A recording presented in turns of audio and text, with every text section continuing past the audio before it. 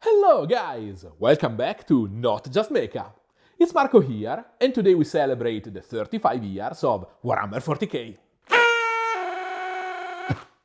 Not like this, I promise. I'm going to paint a cool model.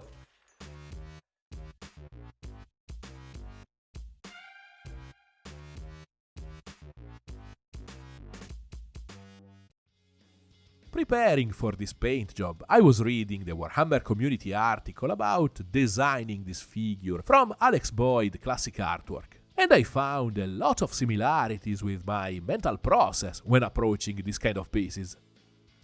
You know that I always try to bring to my miniatures the storytelling, the emotional vibe, and even the painterly look of the illustrations that define the aesthetic of the universe they come from, or, like in this case, directly inspire their design. So you may think that when I get a model that's a really close 3D render of a specific picture, well, the conceptual work is done. But the truth is rarely this simple. Call it style, call it pride, call it hubris. The fact is that I want to give my spin to the material, and not only make a copy. So I'm going to steal the idea of a general warm light for the scene, but moving it on the even warmer, more reddish notes of an orangey desert planet that work well both with the green of the orc and the cold dark values of the Black Templar, and making it more diffused and enveloping, to better suit the heavy metal style that I'm channeling here. The result is a love letter to the 40k universe, in the form of an hybrid melting pot of styles and techniques, like for example the use of true and non-metallic metal on different bits, used to create contrast and push the storytelling, merging at the same time my way of painting with the studio aesthetic and the source material. And this whole premise is here as a map to guide you through the initial steps of this work that, I didn't lie, is in full acrylics and surprisingly simple in terms of what the hands are doing, but for sure not linear and good looking probably only around the end phases. A little note on my basing. The choreography of the duel is really dynamic and conveys a ton of weight, but because of that the Marine creates an angle with the ground that can hide a few cool details when the model is on a shelf. So I added some ground on the orc side and extra shards of rocks made with simple bark to balance the angle and make it more display friendly. I like to start the brushwork with mid values and mid tones in place, so I know from the beginning that the modeling of the volumes and the general flow of lights and shadows of my scene is working, no matter what scheme, tones or shades I'll apply on top. Long story short, if it works in black and white, it will work for sure with colors. This grayscale zenithal sketch of the orc and the base is also my reference and guideline for the general peaks and lows of the flow of light, useful to balance another kind of value sketch that you are going to see in the very next step.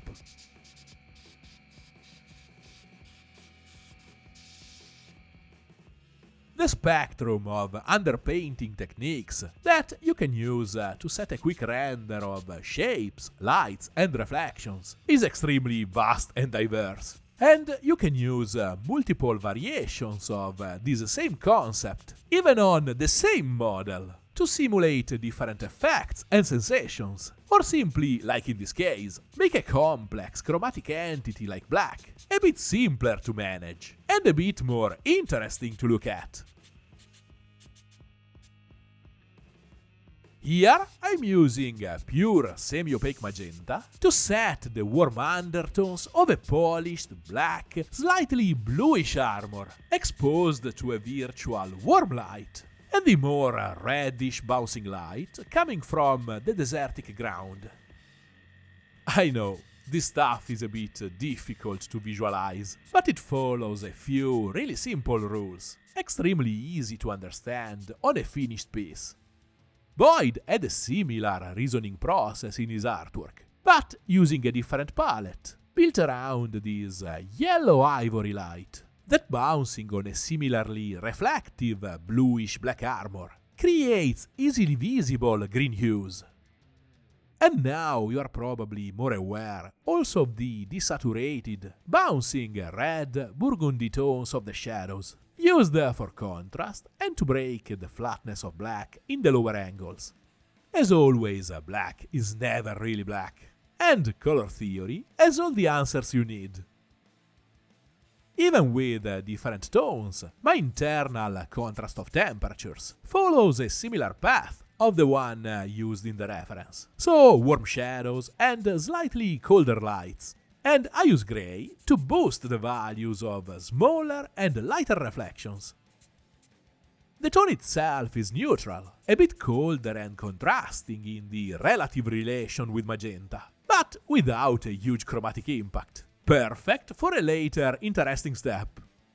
Plus, this is still a value sketch, nothing more than that. Then white, to push those little bubbles of extreme light to their maximum value, completing the basic structure and flow of lights, shadows, and volumes.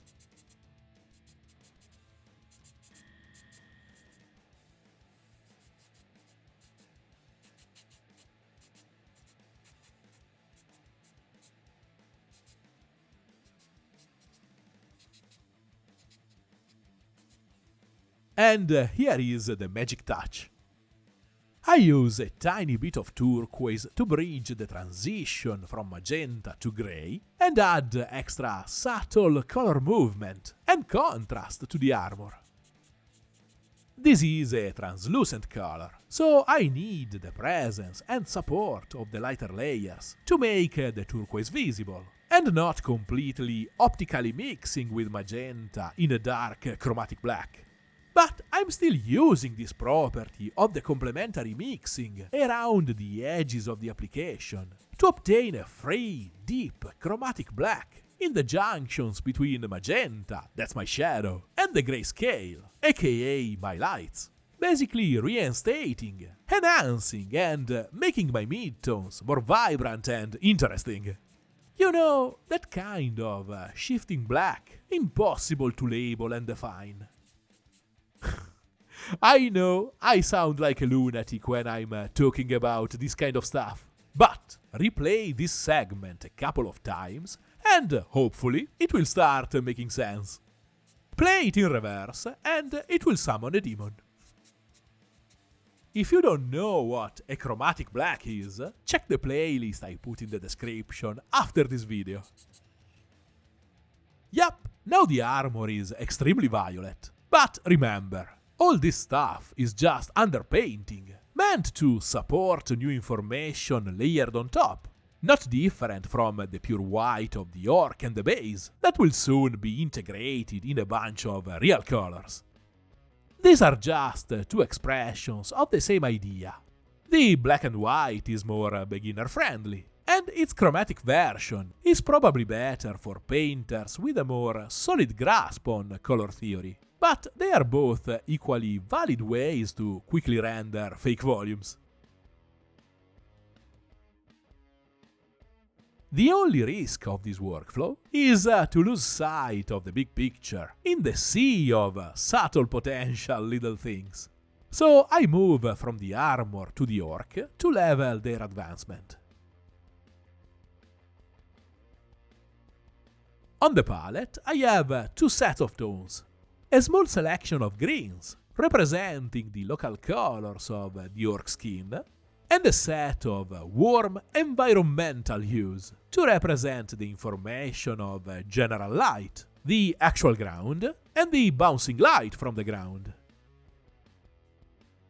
I use this GW contrast diluted with water and a drop of medium as staining washes, or probably better, watercolors, mixing tones wet on wet over the sketch to quickly create a ton of complex shades and a flowing organic finish that will be a great base for the later refinement with more opaque paints.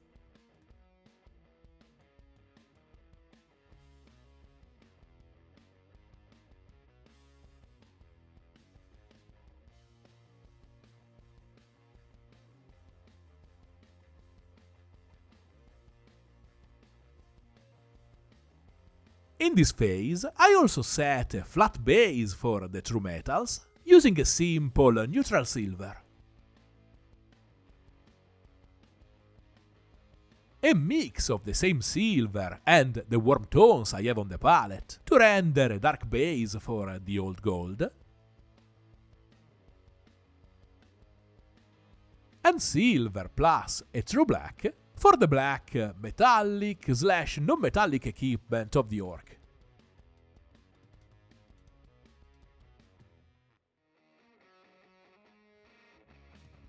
Now that I can see all the tones of the chromatic sketch in place, I can finally, quote-unquote, fix the armor, with the trick of the Spanish school of miniature painting, airbrush glazing. This is usually used to blend rough layers in a smooth continuity, but I'm using it mostly to optically merge tones.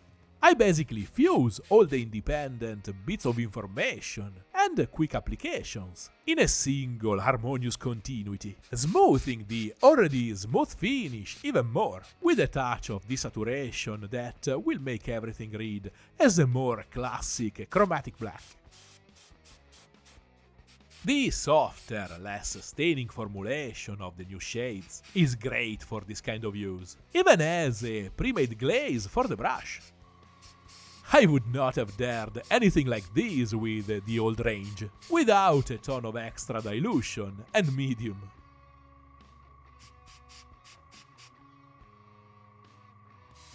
All the preparatory work is done, and even if it took a good chunk of the video to explain, because of its theoretical complexity, on the painting table this is a quick and dirty business, meant to set rough, but technically super solid foundations for the real fun part of the brushwork, in which I just want to let brush and intuition flow.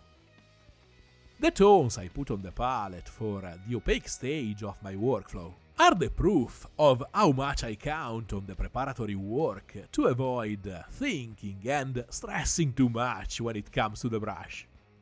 They are basically the same of the previous step with GW contrast, because the chromatic pattern is already set, and I have just to follow the map, enhancing it with extra and more powerful contrasts, and cool textures. Volumes are solved, the scheme is set, and the color choices are obvious. Now the protagonists, and what really makes the whole difference, are the brushstrokes. The orc skin is mostly rendered with a fine stippling, to give the idea of a rough, uneven, porous kind of surface.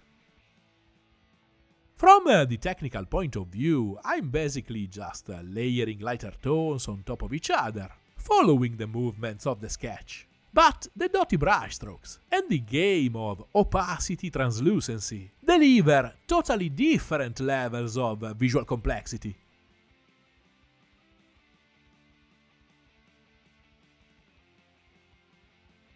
While the armor is all about sharp lines, to sell its sleek, inorganic nature. Of course, a ton of those sharp lines are the feared edge highlights. Even when I'm painting extremely clean models in a box art style, let's say Eldari for example, I like to break the continuity of the lines here and there. The sharp edges of armors that are not completely ceremonial should show some realistic dents and imperfections, even if microscopic. It's also a great way to avoid the factory, toy-like feel of perfect continuous lines. And guys, painting lines is simple.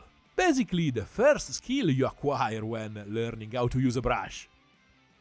Don't overthink or charge this step with expectations and fear. Work with paint with a good flow. Use the tip of the brush and build values and tones in progressive steps, like any other modulation, and you'll not have any problems.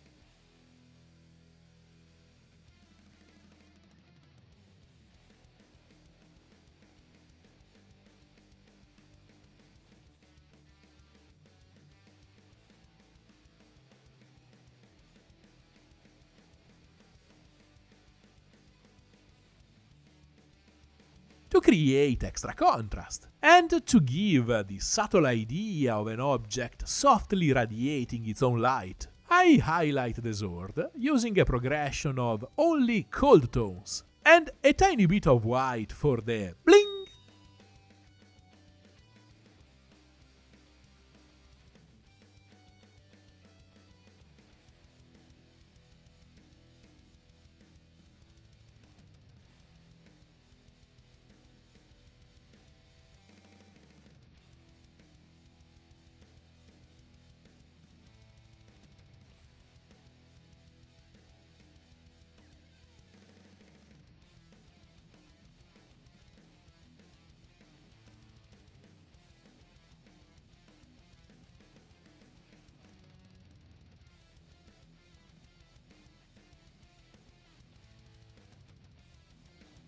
And now that I can see where the relation between sword and armor is going, I can use the exact same tones as an accent on the edge highlights of the Templar.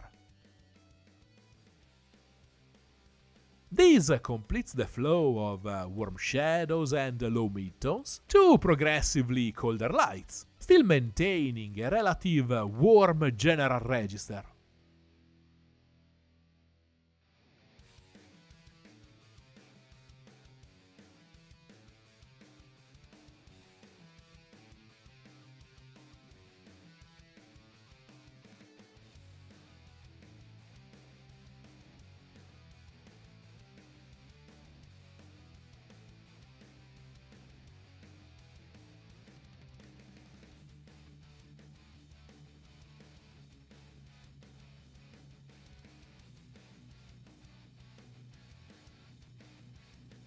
I close the project working on the true metals, and this is a very conscious choice of the planning stage. True metallic paint can catch and bounce a ton of light, and create strong focal points and visually interesting bits with almost no effort. But the problems come when you don't want the metallic parts to be so eye-catching, or that central in the composition. Working on the metals with everything else in place, I can easily modulate and adapt their visual impact based on the specific kind of rendering they have all around.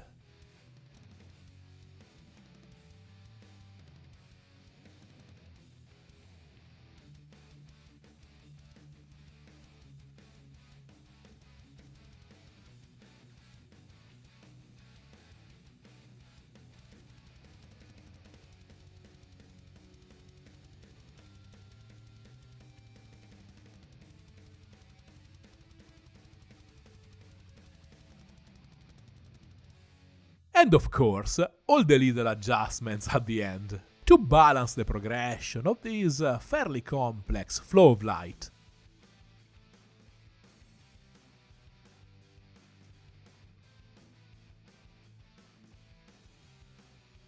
And here is the final result. I love painting black, and the topic of painting black. At this point I've painted several black armors for the channel, and the interesting thing is that I never used the same approach or palette twice. So if you have any problems with the honestly tricky rendering of this stone, check the playlist up here, and of course the real-time footage on Patreon. This sculpt seems to come directly from the Golden Demon dual category, and sad for not being able to participate in this year GD, to feel indirectly part of it, I tried to channel a bit the style that I would have brought to the event. This is not enough to win anything. But again, with this kind of sculpt, your mind can only go in that direction. If you like this video, give it a like and subscribe. Remember that you can ask me anything down below with a comment, and you can follow my projects during the week using one of my socials. And if you want to support my work, check my Patreon page and join the community, or maybe ask for a commission. See you next week, guys!